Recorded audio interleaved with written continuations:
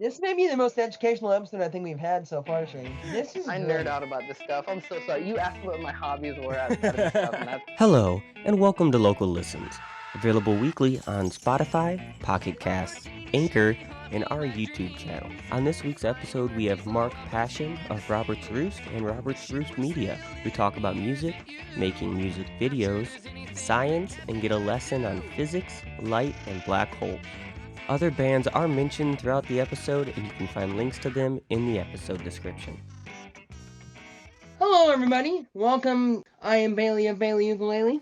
And I am Shane of Sanatorium Hill, and we have... Mark Paschen from Robert's Roost Media/band. Nice. What up? Yeah, because you have the actual Robert's Roost Media. It's kind of like a conglomerate of just stuff that I do. All right. And then Robert's Roost, the band. Yeah. How long has Robert's Roost actually been a band? Shoot. Robert's Roost has been a band for... it's been since September of 2013. So that's, what is that, 8 years? 9 years? 9 years. I don't know. Anyway, so yeah, it's been a while. Wow. And it's gone through a whole iteration of different people and different sounds, and it's just kind of been this morphing project, revolving door of people, if you will. That's awesome. I like the revolving door. And just kind of picture people just like getting in and getting out. Yeah. So, like, because you're on the road now. Sorta. Are you focusing more on the media aspect? Because I know you're doing all the drones and all that. Yeah, definitely more than music. I kind of set music aside for a little bit here, the whole pandemic thing and just lots of external pressures. But anyway, so mainly I've been just filming, doing music videos for bands, and there's different things. So I have a drone obsession. I build and fly and film with drones, and it's been great for things like real estate and just silly little things here and there. But where my passion lies, with no pun intended with the last name there, but is the whole drone thing. I just love flying and filming with drones. It's sort of therapeutic. That's awesome. I get that. I don't do the first person. You do. There is something about just going out to like a park and being like, yeah, I'm just going to sit here and relax and fly around a little bit. Yep, absolutely. You know the exact thing. You're a drone enthusiast as well. Yeah. So with Robert's Roost, the band, because I know you do vocals and you play guitar, are there any other instruments that you throw into the mix or that you can play? Yeah. So I have a whole little list of instruments that I kind of throw in every once in a while there, but mainly on recordings, I've done all the guitar and vocals, and then I've done some mandolin, some bass. I also play the musical saw. I've put that in a little bit.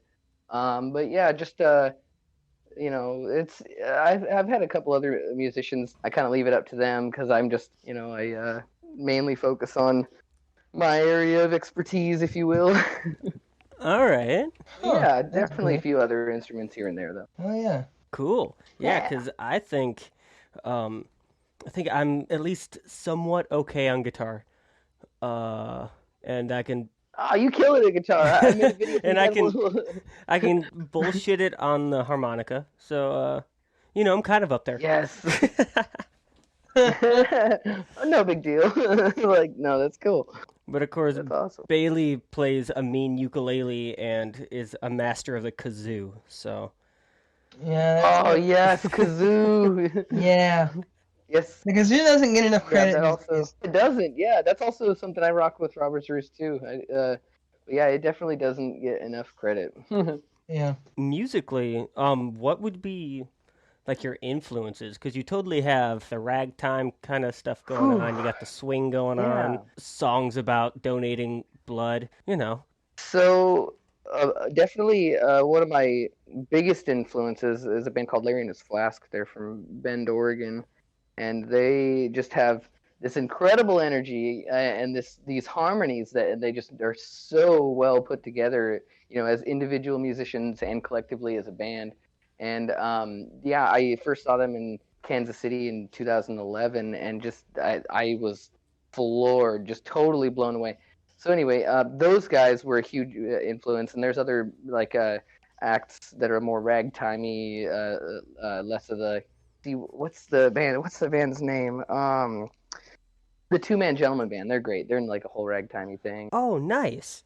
Yeah, those two bands are like, you know, kind of encompass those genres. Obviously, there's plenty of more acts that are like hold like influence, but it's hard to like bring all those bands up. You don't want to miss one of them. Right. But those two are glaring examples. All Okay, right. that's awesome. Is Robert's Roost the only band or like project you've been in, or has there been other projects? There have been other projects, yeah. It's so Robert's Roost is sort of my baby. You know what I mean? I started it. They're all my songs, all the but there's other projects I've been in. Just before Robert's Roost, I was in a band called Dirty Kid Discount, and they're from Portland. I've kind of played with a few other bands here and there, but the most notable one would be Dirty Kid Discount, and then yeah, my project Robert's Roost. But yeah, just little projects here and there, and I've also done a lot of solo stuff before Robert's Roost. I did not know Oh. you were in Dirty Kid Discount. Yeah. Huh. I played with them for a year or two. I think it was two years. All right. God, it's Okay. been a while since I listened to any of that. Yeah. Yeah, it's Oh, been a while yeah. too. Yeah, they don't play anymore, unfortunately, but Yeah. they all individually have their projects, which are all great.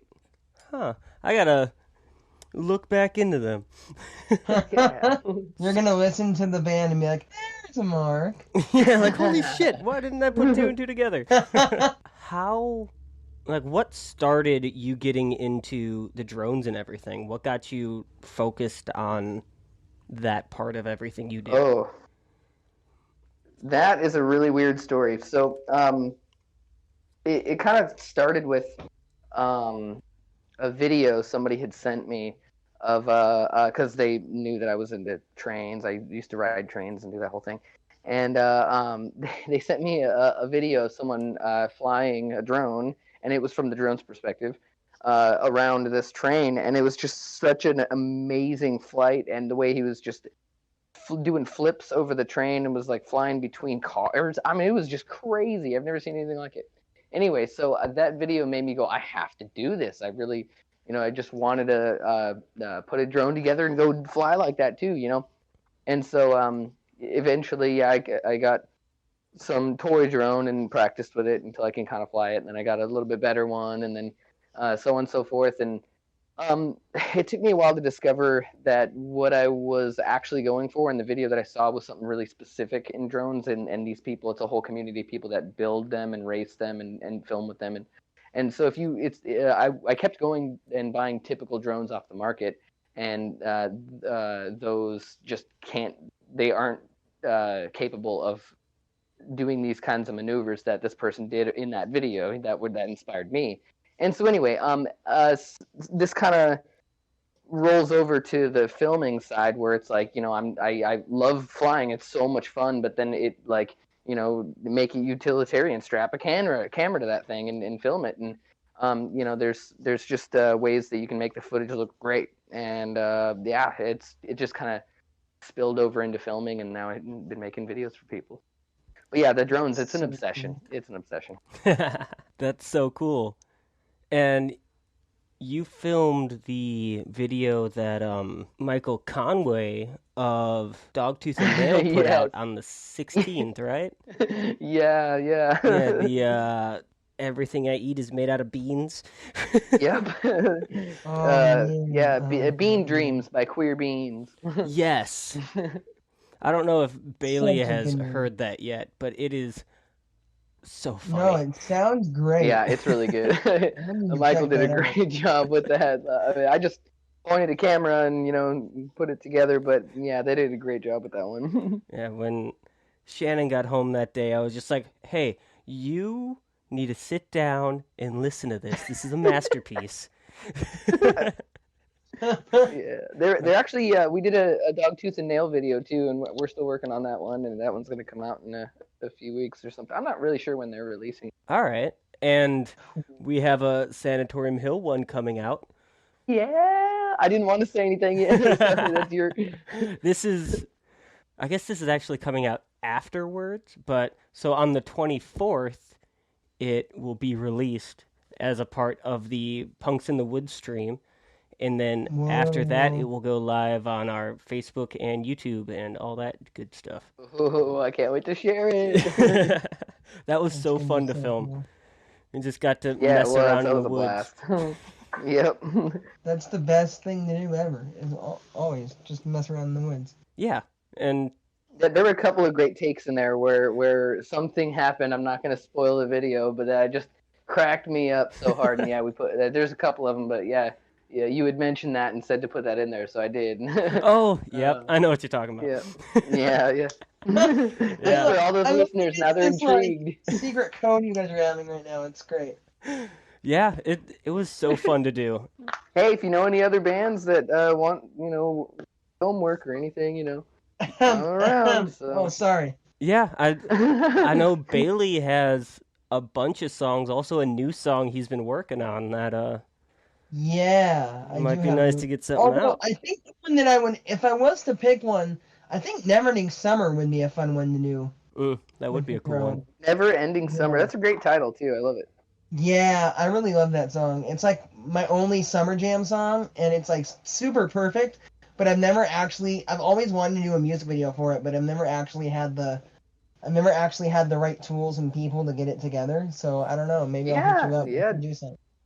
Yeah, just hit me up. I got the things, and just we'll work out some sort of deal, and we'll do it. And that'll be great. It'll be fun.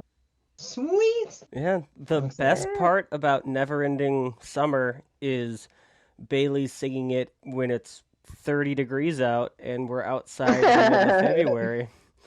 Yeah. That's funny. Because you gotta stay warm somehow. Yeah. Why not? Yeah, exactly.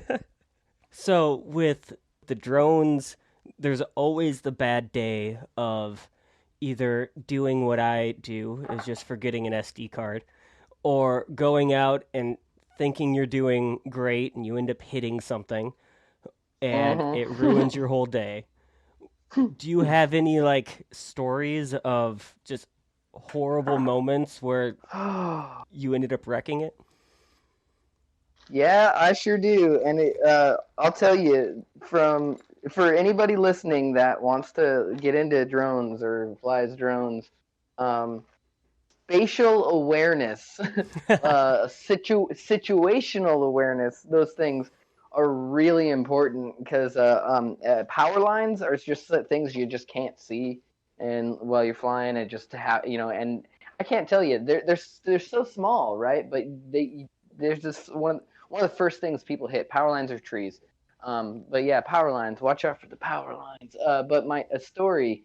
I ran in one of the first nicer drones I bought, and I went out of my way and was like, I shouldn't be buying this now because I don't have that much money and I gotta save money for things. But I'm just gonna do this because I feel like I'm ready. It was 2 days into having it, and I sure enough crashed it into some power lines, and it went down and destroyed it. It was like 2 days, 2 days after I got it, and destroyed it. And it was one of the first more expensive ones that I had invested in, and it wasn't that expensive in the grand scheme of it all if you really dive into this stuff. Yep, destroyed that one. So power lines. I got lucky the day I got mine. The day it finally came, because I ordered it and waited for a month and a half. Yep. I finally got it. I was super excited, patiently waiting for it to charge. And then once I had all the batteries charged, because I was I'm going to want to fly it for more than 20 minutes, went into the back, started flying it, maybe 10 minutes later, got stuck in a tree down the alley. Oh, no. That's awful. So, is this the first one you've ever had too? Yeah. Yeah, totally. Mm-hmm. So, Of course. we drove down the alley, and I stood on top of my car with a rake and tried to fish it out of the tree. Oh, no. Yeah. And did it work? Yeah, I ended up getting You it got back. it? Okay, good. There you go. Good. Only because I had those, know what they're actually called. The kind of shield you put over it to protect the propellers. Oh, Uh, the prop guards. Yeah, Yeah. prop Yeah. guards. Just because I had that on it, because I was able to like get the rake around it and pull it out. Yeah, totally. Otherwise, I Oh, would have see. been like jumping the fence and climbing this guy's tree. Yeah. Oh no. yeah, damn. Yeah, the way I avoided major crashes and like losing drones at first was I mean, don't get me wrong, I still obviously crashed and lost drones, but it was to go down to the store, like buy your typical piece of crap toy drone, just like and it won't last very long, but it's worth it for the price to um usage and learning ratio, because if you go out and buy a nice brand new one and expect to learn on that, the chances of breaking it and losing all your money are extremely high. And with the especially with the type of flying that I do nowadays, it's full manual control, and so if you go to fly something like this without having any sort of background training or learning experience in I mean, the chances go up to 100%. I mean, the first time you touch the thing, it will crash. They're really really hard to fly. So simulators or toys, just keep practice. Right. Bailey, you planning on getting into drones at all? Yeah. Now I am. Now I kind of want to. It's the future. Just Yeah. definitely be responsible. That's the number one thing I tell people. Right. It's like, because man, people ruin this whole thing by doing the dumbest shit with drones. But I watched a YouTube video like a couple weeks ago. He was like, I was in my backyard and look what happened. And there's a drone and someone brought him Chipotle into his backyard. And he's like, I've never given out my address. I've never like fully admitted where I live. So how these people found me is beyond me. And they've got a drone in my backyard with a camera. They can see my backyard. yeah, what you Right. got to do is you got to find a wide open area and that's away from people's houses and Right. and then also if you do have a like more close quarters flight situation going on, that there's not people around, or that the people that are around know about it and they're totally okay with it. It's like it's all about Right. just like respect and just like it's basic stuff. But because Mhm. I've never had the police called on me for flying a drone, but most people who go out there have constant experience having police called on them for flying a drone, and it's like I just stay under the radar. I'd rather not, you just got to Yeah. be responsible with it. But Yeah. For sure. Fly responsibly, everybody. Yes. yep. Yeah, because you are, you actually have the like FAA certification or whatever it's called, right? Yeah, yeah, I got a federal pilot license to fly drones. It's fun. Thanks, Shane. Get on that. Come on now. Actually, they made it a lot easier recently. So, I mean, it's still a little complicated, but they did make it a bit easier recently. So, There you go. you're in luck, because for me it was not easy. They really had that course. I had to learn pretty much everything that manned aircraft pilots learn, everything from airspace and regulation and nautical charts and all this stuff, aeronautical charts, Whoa. all this stuff. And now I think that they have just a basic, like, this is the rules that you follow. You don't need to learn all this other aviation crap. Like, and I mean, I'm glad I learned all this other aviation crap though, because it really opened my eyes to like, wow, like that's how that works, and this is how I can keep everybody safe. And like, it's definitely good. And it probably helps prepare you more too when you're going out and flying it. You kind of have this like deeper mindset now of how everything works and how it's supposed to maneuver. Oh, absolutely. Yeah, absolutely. And then also being able to understand radio jargon that the airplanes have. You get a little radio, you can tune in and listen to them. And then so whenever you hear them talk, they actually report their position pretty much every time they talk. And so you can look up and be like, oh, there they are. I got to make sure I don't get near them. You know what I mean? Yeah. That would be good to have where I am, because Yeah, they fly absolutely. over every like 20 minutes sometimes. Yeah. And they fly pretty low too. Yeah. Yeah, because we're just in like the landing airspace, so it's like, cool, you're right there.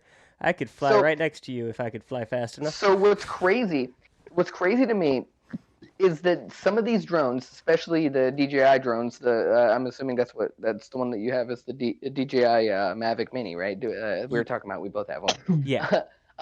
If you're in a certain airspace, this thing won't even take off because it's got GPS on it, and it'll be like, oh, I'm in a such and such airspace, and it like literally won't even take off. And so I'm surprised that it'll even take off where you're at. You must be in a spot where it's beneath, or all the planes that fly above 400 feet, and so you're allowed to, and like, because the drone will decide not to take off for you. Like, Yeah, I can basically, I think I can get up to like 160 feet and that's it. Like, wow, I'm surprised it'll let you go that high. yeah, it's nice because That's cool. There's some tall trees around here I like to go over, but also there's so much radio interference that like I can fly like 2 blocks away and I'm like, yep, I'm disconnecting. Fuck. Yeah, that makes sense actually because it's all run off of Wi-Fi, and you're in a major city and everybody's got Wi-Fi, and but yeah, it runs off the same 5.8 gigahertz Wi-Fi signal. Yeah, so it's fun to fly around and like practice maneuvers and turning and stuff going around the house, but like I can't do much here, so I normally like go down to the Sound or go to some close park and see what I can do there. I can normally go a little farther, but if I'm on the Sound, I can go out fucking until I can't. If you see get it anymore. a good like wide open area like that, I've obviously you're not supposed to go beyond visual line of sight, is what they always say. But those Mavic Minis, they can make it pretty far. Like I mean, at least a mile. Like if you're without radio interference and stuff, you'll at least go a mile. And it's really weird that the rule of thumb is to not go anywhere out of line of sight, but it's also the Mini, which means you lose it when it's like 20 feet away. I know that feeling. And they make them gray, which makes it even harder to deal horrible with. Up against the sky. Yep. I know. Yeah. You're describing my product because I have the Mini too. I deal with it. The same thing. Yeah, it's like you're describing my life. One of these days, I just need to like spray paint it like fluorescent or something, and there you go. yeah. There put a safety vest on it. Yeah. I'm getting I'm digressing here a little bit going into the drones, but that Mavic Mini apparently has a payload mode, and so you can strap something to that thing. It'll carry something. Yeah, there is a payload mode that I don't know how to activate. Yeah, I think you just leave it off unless you put like something on the drone that weighs extra. And then it probably like pops up like, hey, this. Oh, so you can't even see the option for it? No, I've looked all through it, and I'm like, oh, where is this thing? Where is this? Because even with the propeller guard on it, it pops up that it weighs more. Yeah. So, because that's the whole thing with the Mini, it's like 0.1 grams below, like regulation or something like that. Yeah. So that way you don't have to register it. Yeah. And with the whole FAA license thing. It does if I'm using it for commercial purposes, like say I do a real estate shoot or whatever, and I'm flying the Mavic Mini, I still have to have it registered because I'm doing. It doesn't matter the weight. You still have to. If you're using it for commercial purposes, you still have to register. Oh wow. Dang. So other than like flying drones and all that right now, do you have any other like projects you've been working on, or any like different hobbies and stuff you've been getting into? Oh shoot. I've pretty much set aside everything else and just been really honing in on drones. It's terrible. But I mean, it's like an obsession. I'm telling you. But also I've really gotten into, and this has been a long ongoing thing for at least since for the last six months at least. But I've really been nerding out on physics and just science and space stuff. Like, you know what I'm saying? But physics in general, just like how the physics of everything. You know what I mean? I'm always intrigued when looking at anything in any situation and being like, how the fuck is that? Like, how does that work? You know what I mean? And what's crazy is being so into this physics stuff, I've caught myself realizing what's going on without having to like look into it. My brain just kind of connects the dots now in ways so that when I don't know, cool. It's kind of hard to describe. Like it, but anyway, What's crazy about learning too, like learning intense subjects like this, is the more that you learn about things, like the more information you're able to soak, the more you realize that you actually don't know anything at all. Yeah. And then and what's crazy is that there's a sliver of information that we know that we don't know, and then there's a massive pool, sea, ocean, universe of information that we don't even realize that we don't know. Like we do it you know what Right. I'm saying? Does that even make sense? Which is slightly terrifying. No, yeah, Right. it makes you seem like so insignificant, which is, true. But we are. That's bare bones of it. Right. With your new knowledge of physics and everything, are you gonna have a whole like educational album you're gonna come out with? Oh my god, that would be so cool. That'd No, not that I can think of, but I have kind of thought about writing a song. Someone had mentioned this before about writing a song about entanglement, or I don't know if you know about the concept of quantum entanglement, but I thought about it and I was like, well, I'm not sure how well it'll translate. I'm not too great at taking concepts and putting them into songs. Yeah. This may be the most educational episode I think we've had so far, Shane. I think it is so far. It'll keep the kids entertained. Yeah. Right. Get into space and physics and science. It'll blow your mind. Yeah. True No, facts. for real though, just think about this: how light works. Like when you go into the concepts, like some people listening probably know all this stuff already. So but people who don't, it doesn't work how you think how you think it's gonna work. It works completely unintuitively, and that's like how the most of the universe is. Like it's so getting into it and learning about it is mind blowing. Like their shit works much different than our human senses allow us to perceive things. One of my favorite things that I learned in college, because I went for audio engineering, is how the polarity of frequencies cancel out each other, which the interference pattern, or not the interference pattern, sorry, the destructive interference. yes, and it's so fun to mess with in a studio setting. I can imagine. We would sit there and we would have like a regular radio playing, and then we'd have multiple mics set up around the room, and then we would just fuck with the polarity of everything to see if we could cancel it out and make it silent. And it was actually kind of fun. The thing that we would do the most to like mess with other people though is the studio monitors, we'd flip the polarity of one of them. So there's a spot called the sweet spot when you're mixing, which is like right in between the monitors where you get all of like the frequencies that are coming out are hitting all at the same time. So when you flip the polarity of one of them, the sweet spot becomes a dead zone. Oh jeez. Whoa. And What? It's so fun to like see people and like they get everything set up and they're like, "Oh yeah, this is sounding good." Did they sit down and they're like, "Wait, what just happened?" That's so you're saying like sitting in front of the like say mixing station and you have monitors facing you directly, and it's the person who sits in front of the monitors that like suddenly, because you're in the center, that sweet spot disappears because the frequency of the way like they're canceling out as they reach your ears. Is that what you're saying? Yeah. And What? it's so fun to do. And then like we looked into it a little bit more, and theoretically you could do the same thing with light. Yeah, actually, they have already done that with the Laser Interferometer Gravitational Wave Observatory, LIGO. You should check it out. They've already done that. Those were words, totally. LIGO.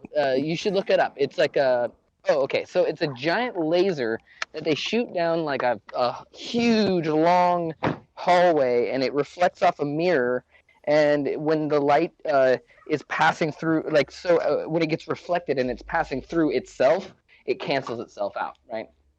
And so because when black holes merge, they're like making a big circle around each other, and they go to merge. They send out gravitational waves throughout the universe, and this laser technology will be disrupted when gravitational waves reach it, and so therefore the light will suddenly show up because space has been stretched enough to cause that interference pattern to stop, and so that way it's not interfering anymore and light actually shows up. Does that mean, I don't know if that makes any sense, if it's just a bunch of mumbo jumbo. There's probably better videos and descriptions and stuff on the internet. Definitely check out the Laser Interferometer Gravitational Wave Observatory. There's two of them. One is, and they're both in the U.S. One's in like Louisiana, and the other one's here in Washington. And that is that is amazing. Yeah, like I told you, I've been nerding out with physics so bad. Like it's crazy. I am going to go back and re-listen to that until I understand. Be rambling. So. I'm gonna go. Shane and we're just gonna go back, listen to this episode, and take notes. Yeah. It's like, oh right, write down these words, figure out what they mean, put in the vocabulary. Oh, I'm so sorry. I'm so sorry. No, it's totally fun. I want to know about all this stuff, so I'm so interested. Yeah, I love learning. Well, the thing that's cool about that thing. Oh yeah. Well, sorry about firing all that information at you guys, but what's cool about that is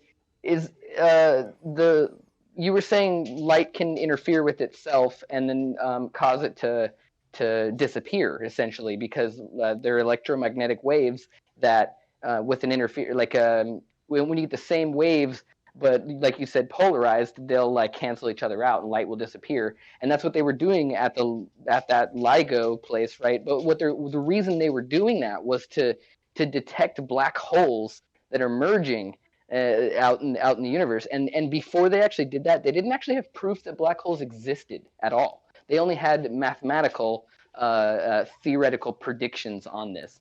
And so with this giant laser thing, they actually proved that black holes are real. And you can go look it up on the internet, and the sound that they make, that when they merge, they took the vibrational frequency and they applied it to an electronic sound, and so you can hear them, and they go whoop. It's fucking weird. That's awesome. It's crazy because they're circling each other, and then their frequency increases until they collide, and they're a single. Wow, is that what they use to get? Is that what they used to get, like, the photo of the black hole that they managed to do a couple years ago? No, actually, I think what they used, I'm not sure about this, don't quote me on this one, but I think what they used is actually a collection of telescopes across the entire planet, and each time that the rotation of the Earth is facing the center of the Milky Way, they'll like use that telescope to take an image. And so it's a sequence of like hundreds and hundreds of giant telescope images across the planet. And they sequenced it together to make this, because they can't actually see the black hole because we're such a tiny speck in comparison to how big it is. It's like, right. I don't know. Yeah. It has to do with angles and light. Because you know how you can't see the Milky Way, really. It's just like a blur. It's because it's so goddamn big and we're so goddamn small that we can't actually really see it. Yeah, you look up and they're like, oh yeah, that's kind of a cloudy area. Yeah, but yeah. And then even with that, you're not even looking at the Milky Way, you're looking at technically the edge of it. Because, absolutely. You're like looking through the panhandle of it, essentially. Like the arm of it. Wow, this episode has I don't know, sorry, I nerd out about nerd out about this stuff. I'm so sorry. You asked what my hobbies were outside of this stuff, and that's what like this episode just became like educational. So like it became a science episode. Yeah, like that is amazing. That makes me so happy. For all of you listeners, there's going to be a test. I hope you all listen. The first person to email us the scientific equation to figure out whatever the hell Mark was talking about. If someone could accurately define E equals MC square to me, that'd be great. They'll win something. We'll send you something. We'll both look at your email. Yeah, that, Yeah. we'll just run that. We'll take a picture of us virtually with high that five. Yeah.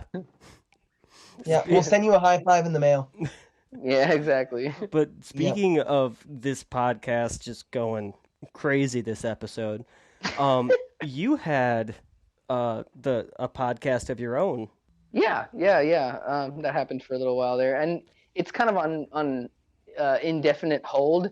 It's not that it'll never happen again. It's just that there's not really a plan for it to happen quite yet again. But yeah, I had a podcast. All right. I remember catching a couple episodes. Yeah, Actually, Thanks. Bailey was the one who told me that you had a podcast because one day he freaked out. Oh, cool. I believe you had Butterflies of Death on. Yeah. Yep, I forgot about this. And Yes. when you did your lightning round of like, what are some bands you liked? We both freaked out because they were like, they mentioned us. Yeah. Oh, At that yes, moment, that's Shane and I so were like, oh cool. my god, like people know who we are. Yeah. That's so It was cool. weird I because love like it. people don't normally like, for me at least, when I go and play shows, like people don't normally go, oh look, it's Bailey and Bailey. They're just like, oh look, it's Bailey, whatever. Like no one usually like mentions me a lot, so like it was just strange when they were like, yeah, Bailey and Bailey, we like that band. I'm like, oh my god, it's me. And then I was like, Shane, they sing for you too. Quick, Yeah. you gotta watch the thing. Oh. Yeah. Since we mentioned your podcast and the lightning round of what's your favorite band, or bands, what are some of your favorite bands? Here's our lightning Oh, round. shoot. Let's see. I think I mentioned Lary and His Flask and Two Man Gentleman Band. I really like Brown Bird. Brown Bird's a really, really good band. Let's see some homies bands like Truck Bed Boys, Sanatorium Hill. Let's see, Portland people would be like Dogtooth and Nail. There's so many people. Apes of The State's pretty awesome. There's so many people. Oh my God, it never ends. Like Butterflies of Death we were just talking about. Oh my God. It's different to be Yeah, on the I other wish- end of that question, huh? Oh, it really is. I feel and I feel like I did it okay. Like I mean, because I had a few, but like sometimes when we would ask people that question, oh my God, like it was a hit or miss. Sometimes they'd be like, holy shit, they're firing them off, and then sometimes they would freeze. And I expected to freeze, and I don't think I did. That's good. I like that. Yeah, there you go. Here is a But- song from Yeah, thank Robert's you so much Roost for, entitled Bar 14. Thank you so much for tuning in to this week's episode of Local Listens, and next week's guest is Michael Sinner of the Bridge City Sinners and King Strang. We hope you tune in next time and have a great and music-filled week.